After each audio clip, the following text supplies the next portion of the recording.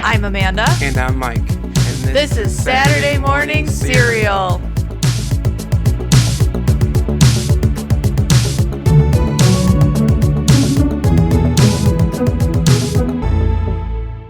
Hey, what is up, everybody, and welcome to another episode of Saturday Morning Cereal. I'm here with Mike, and today we are talking about a very special movie that probably holds a special place in all your hearts, and that is Titanic, which is one of my guilty pleasure favorite films out there. And it's kind of crazy, and it's going to make you feel old that Titanic is 25 years old. Does that make you feel old, Mike? Well, what makes me feel old is that Leonardo DiCaprio is dating people who are 19 years old and who were born after this movie came out. Oh, God. I did not know that. Really? Yeah. Oh, my God. All right. Well, anyway, Titanic just holds such a great just place in people's hearts because of... I feel like us millennials, that was the movie for us. I don't know if you agree with that or not, Mike, but I personally think it is. If you ask anybody our age, like, if you just say the word Titanic, they're always like, Leonardo DiCaprio, or draw me like one of your French girls, and, you know, stuff like that. And The Door, and anything that has to deal with the movie, someone knows something from it. So let's dive right into it. So when Titanic came out, I was 7 years old, I believe. Mike, you were 8? 8, yeah. Yeah. So I personally was a little too young to go see it in the movie theater, so I did not see it in the theater.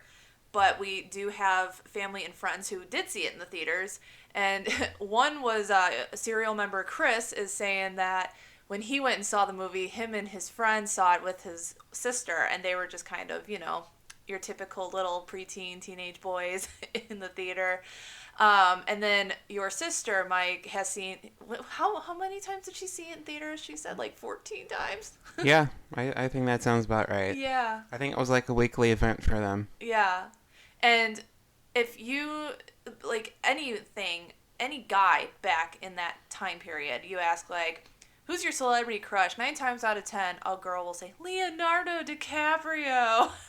Because he was like all the rage back in the day. I mean, you know, I think I read he was 20 years old when he starred as Jack.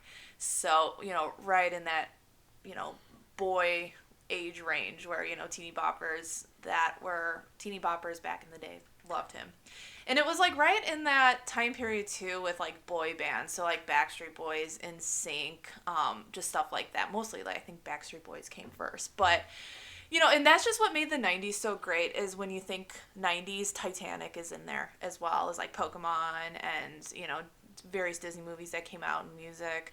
So it was definitely a pop culture phenomenon. Leonardo DiCaprio was definitely one of those things that contributed to 90s pop culture. Would you agree? Yeah, Leo was everywhere. I remember a lot of people thought he was the boy version of Casper in Casper, but he wasn't. Yeah, I just remember him being everywhere. Mm-hmm. The Beach came out after this, and a lot of people went to go see it just because he was in it, even though it was a not well-received movie. Yeah. And then Kate Winslet starred opposite him as Rose, and she was 22. So she was a little older than him, which, you know, I thought so. And I think... And it was surprising to me because Rose is actually 17. That's how old the character was. And I was like, oh, boy. Because she faces a lot of mature aspects in her life. And I never realized she was so young. Like the character, not the actress. The character. How she had to be married off to this rich guy. And then she finds Jack. And they engage in, like, really a passionate love affair. Like... And I'm just like, wow, all of that is 17 years old. Holy cow. It was a different time, Amanda. I mean, it was over 100 years ago now, mm-hmm. I think. And women didn't have as many rights as they did. Yeah. So to as a woman to get the things that you need, like shelter and money and happiness, sometimes you had to just marry a guy who had all those things. Right. That's true. So, but Kate Winslet, too, she also became a household name because of this movie. But now, I think she generally makes movies just in the UK now. I don't remember the last time I've seen her in a movie. We just saw her in Avatar 2. She was in Avatar too. That's right. Okay. But yeah, I think it's rare though when she pops into like America cinema. Have you not seen The Holiday? No, I have Have not. you not seen Eternal Sunshine of the Spotless Mind? No, I just know she starred in a lot of movies with Alan Rickman. Like that was like her thing. Yeah, that's The Holiday, It I is? think. Yeah. I don't think so. Well, or We'll have to look in Was it on Love that. Actually? No, she was not in Love Actually. I don't think she was. Okay. Sorry, guys. Anyway. And then we have Billy Zane as Flippin' Cal, who everyone hates, right? And Billy Zane, it's interesting because we always say that they gave our hotel room away at Comic-Con to him. So it was funny because he was at Indianapolis Comic-Con and he got announced at the last minute, right? He was announced like the Friday. He was announced the first day of the Friday convention. And then we rolled into town at like midnight. We had just come from a wedding. Yeah, and then we get to our hotel, which was the Marriott, which was in the convention. And they were like, sorry, we gave your room up, but we put you in a new room across the street at the JW Marriott. So we blame Billy Zane for that. Yeah, Billy Zane, if you're listening, yeah, we blame you. And then Kathy Bates as Molly Brown. I love Molly. That character is great. She comes from what they quote unquote new money.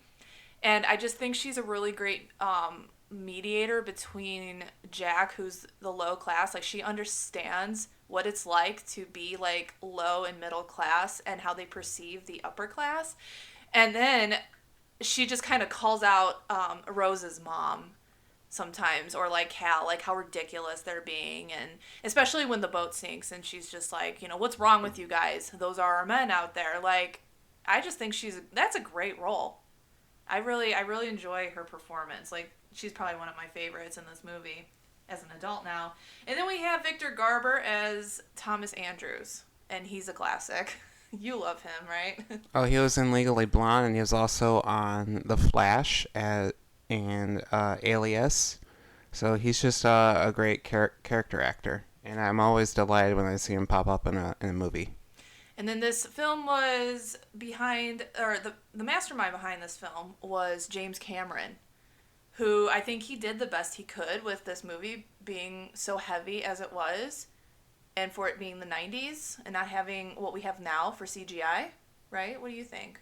I think everything in this movie holds up well. I think it still looks great 25 years later. For sure. And James Cameron is behind a lot of great movies, such as the current Avatar movies that are out. And the overall storyline of this film, it worked so well because it balanced between having a love story and then trying to preserve historical fact when it comes to the Titanic tragedy. And I think James Cameron captured that really well. What do you think? Yeah, he obviously created these new characters, Jack and Rose and all of them, but he kept the accuracy of how the ship sank and how lifeboats were and just like everything. Like, he reconstructed, I think, a third of the ship to film the movie. So props off to Mr. Cameron. Yeah. And just going back to the storyline, and it's like you just said, they really mixed in historical facts well into this fictional love story, because there's a lot of things in this movie that happened in real life where there wasn't enough lifeboats to go around, and the rich were able, and women and children, but they started with the upper class down to the lower class. And unfortunately, like, that's how it was back in the day. I mean, I don't think they really cared too much about safety back then. I don't know. I mean, I know there was a lot of tragedies like this. Titanic wasn't the only ship that sank. And there was a couple other tragedies like this out there. But Rose has some lines where she's talking to, like, Mr. Andrews and then, like, the boat's investor, like, all these people will die, like, come on, what the heck? And then, like, you need to redesign that. And she just seems like really interested in the facts of the boat because she's reiterating what lessons were learned from the Titanic sinking. And I think that was really clever how, they included that in the dialogue. And then, you also have just this, like, passionate love story between Jack and Rose. And I mean, who doesn't love a good love story? Especially like, women who love The Notebook and stuff. That's right up their alley. There's people out there that love those kind of genres. And even just, overall, just watching a good love story, can be heartfelt. And I think Jack and Rose is good. And just at the end, when when Jack dies, it's just such a blow. Because they worked so hard and, you know, having a relationship on that boat, and then Rose is like, I want to leave with you when the boat docks and stuff, and oh god. So Mike, do you think both could have fit on the door?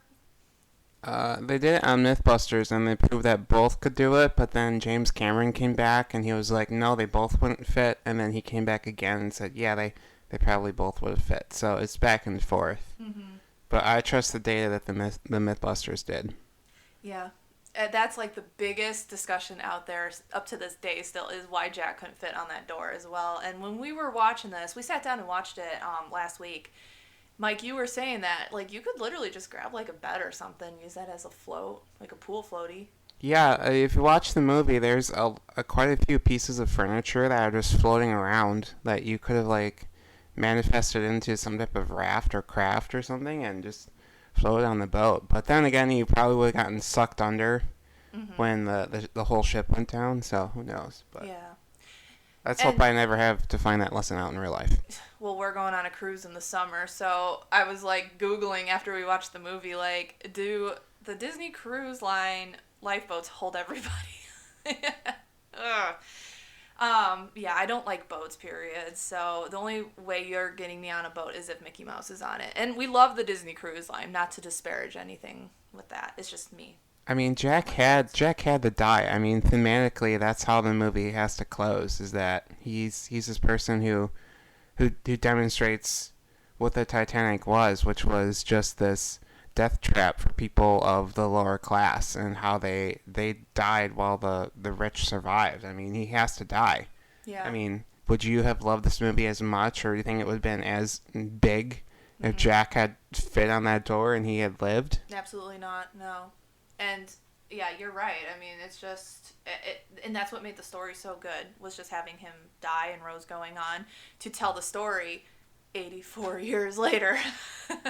So that leads up to my next point, which is like the historical facts, which like I briefly mentioned about how James Cameron included all that like in Rose's dialogue. And then it's just at the beginning of the film where we see the wreckage and the ocean. And you were like, is that real? I'm like, yeah, it's real footage. And they incorporate that. And just the transitions between scenes with, the present and then the past when she's telling the story. How, like, for instance, like the ballroom, how the little, like, I don't even know what that's called, underwater camera is, like, going in and looking at the, wreckage of the ballroom. And then it transitions into the ballroom on the Titanic and, in the past. I like those transitions. I don't know about you. But yeah, and then you got, old Rose telling the story. Yeah, it makes you go down a rabbit hole of looking at the history of the Titanic. I do that all the time. And I remember in school, when I was in grade school, we went and saw a movie at the IMAX. It was called The Great Abyss, right? I didn't see it. I think I was sick that day or something. Yeah. But it was just a big 3D IMAX adventure of recovering of the Titanic. And it's interesting because they're saying come 2030, the wreckage will be gone because sea creatures and all that will eat it up. And a lot of parts are disappearing. So that's a shame. It feels like when the Titanic disappears, like, I don't know. I'm actually really sad about that. How do you feel about that, Mike? I think it was just a ship, and I'm really sad that all the people died on that boat. That's the real tragedy. Yeah, that's true. So I have a 3-disc set of the Titanic that my mom got me. And at first I was like, why? But like, secretly I loved having that. And I still do. And that's how we watched it. I know one of our friends was saying like, the VHS tapes were 2 tapes. And you had to, take out one and then put the second tape in to watch the second half. of the film. Well, my DVD is the same way. You have to, take out one disc and put the second disc in to watch the rest of the film. And then the third disc is all bonus features, which is behind the scenes. And it is interesting, to say the least. And Mike, you said how James Cameron rebuilt like a third of the ship. That's what he did. And they had a big, and they called it the bathtub. And that's how they filmed a lot of the sinking footage.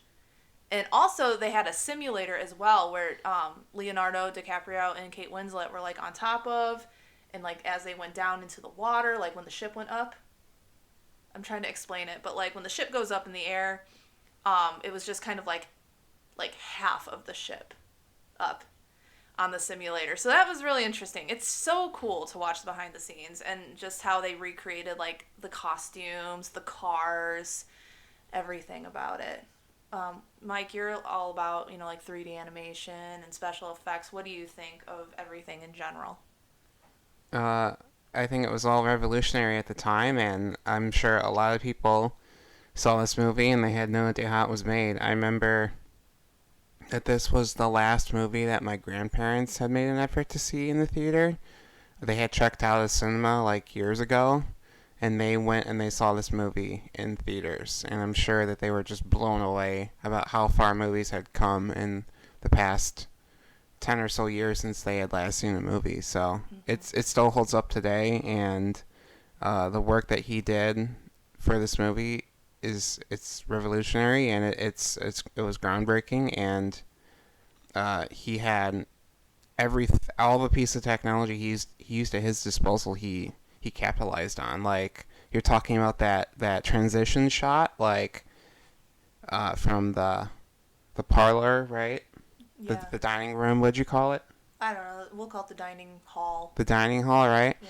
So he would have had to make that dining hall underwater in 3D, and then take that information from the camera moving in 3D, apply it to a real-life camera on a soundstage, moving through an exact replica of that 3D set built into the modern dining hall.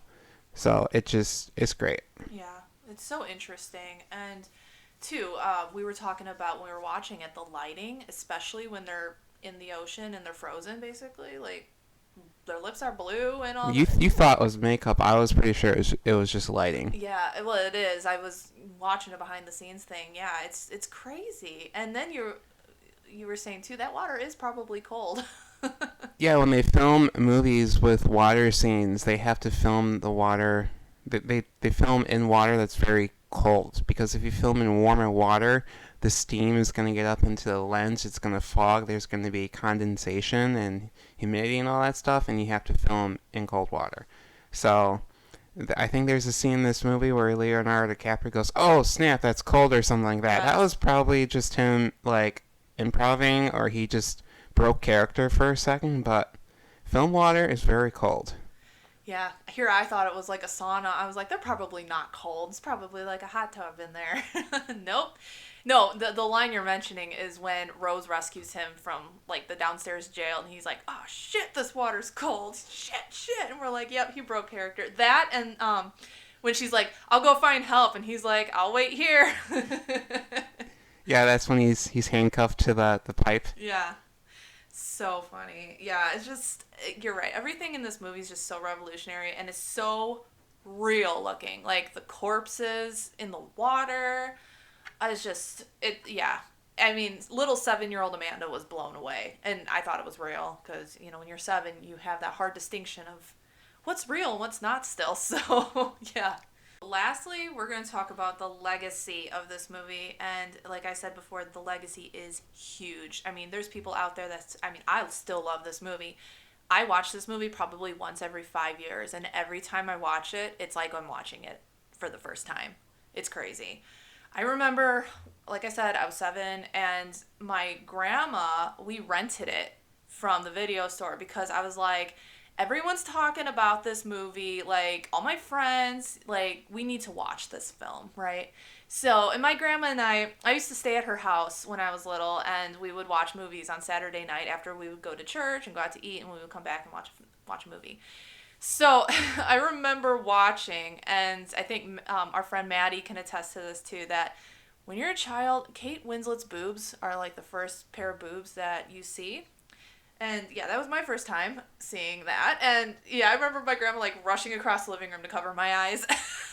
But like when you're that young, you really don't understand what the heck is going on. I just remember though being like so deeply affected by the tragedy and just the sinking. It was like so surreal to sit down and watch these people like just fighting for their lives, drowning. And I think that might be contributing why I have a fear of drowning is this movie and being exposed to it at a young age. Um, but I was just so blown away by just how real it was, and I couldn't comprehend. It was like so incomprehensible to me as a kid just how tragic this was overall. And I was like so blown away by the fact that there wasn't a Jack and a Rose. There could have been, we don't know. How about you, Mike? What's your like first I thought? think when I saw this in the theater, someone had the mindfulness to cover my eyes during that scene, Mm-hmm. and then I think it came out on VHS, and then that's when the guardianship of my parents or whoever slipped up, and then I think that's when I first saw them. Um, yeah, yeah, it's just such a still a relevant movie as we continue to see how things just don't work out for the favor of the poor and the working class in uh like catastrophic conditions like we saw during the pandemic. We saw that the poor people were dying in outrageous numbers compared to the wealthy people because they were working in those close confining conditions and they weren't offered the protection or the medicine that the rich people were offered working from home or having better doctors. So yeah, it's just such a relevant movie, and Yeah. it's so funny that this movie was is the highest grossing movie of all time, or Avatar is, and both those movies just have huge anti-capitalist message, but they made the most money ever. It's so ironic. It is ironic, and I'm sitting here like getting actually mad about that because it's like these people, like, the rich conservatives that, and I'm not going to talk about politics, but when it comes to this kind of stuff, it's like they watch it and they think, oh, that's too bad. Like we need to do better in the world, but then it's like then we don't. No, we really haven't. Yeah, so that's all I'm going to say about that issue. But another legacy that this movie leaves is the Celine Dion My Heart Will Go On song. I mean, who doesn't know that song? And that song, the score is based off that song. There's like different chords, different renditions of like the na na na na, like that part all over the film. And it's just such an iconic tune. So, I mean, yeah, I listen to that song sometimes when you're in a mood and yeah. It's a good song, right, Mike? Celine Dion is my favorite like ballad I vocalist love her. out of the big woman, in music. Like she's my favorite. Yeah. And she even did like the Deadpool 2 soundtrack. Oh yeah, Ashes. Ashes, yeah, great Yeah. song. Like I'm pretty sure she's a really cool person in real life. Like, I'm pretty sure she'll sit down and watch Deadpool and just, like, laugh at the raunchy jokes. That's yes. why I love her. And then she goes on and starts singing, like, Because You Loved Me, and, that's the way it is. Yeah, so props to Celine Dion. We love her. And with that, we hope that you guys enjoyed this little bit of a throwback to Titanic. And please let us know what your first memories of this movie is. And we would just love to read them because I personally love to reminisce about the 90s. So I find myself in a mood, and especially when you go on TikTok and you see like commercials from the 90s and music from the 90s. I love all that stuff. So anyway, but next episode is very exciting, especially for you, Mike, your love of Paul Rudd. I love Paul Rudd. And maybe you should tell them a little story about what happened with me and Paul Rudd. We'll save that for the next episode. Okay, yeah. Cliffhanger. Tune in for the next episode. Hear this heartwarming story about me and Paul Rudd. Yes. Paul Rudd is very special to us because of a circumstance. So, yes, tune into the next episode. And because Friday night we are seeing Ant-Man and the Wasp, Quantumania, the Kang Dynasty, Mr. King. So we're excited to see more We're Jonathan seeing it in Majors. 3D. It looks spectacular. Yes. Secretly hoping like Loki and Sylvie make an appearance, but I'm not going to get my hopes up. Again, I'm still going to go back to my theory that Sylvie is going to be the leader of the next Avengers team. I don't think it's going to be Sam Wilson or War Machine. I think it's going to be Sylvie. Sylvie's amazing. She's phenomenal. And Sophia DiMartino is so great with Sylvie. But anyway, and then we just got some news dropped from Bob Iger about Zootopia sequel coming out, which I personally love Zootopia.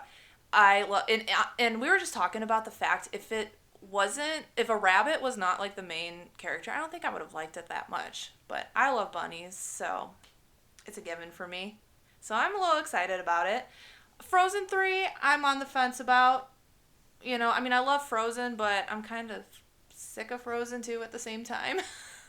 I mean, Disney could have had their own Avatar universe, like their own like elemental universe, and I think everything we don't get in Frozen that I wanted to see, people with elemental abilities, we're gonna get in Elemental Yeah. coming out.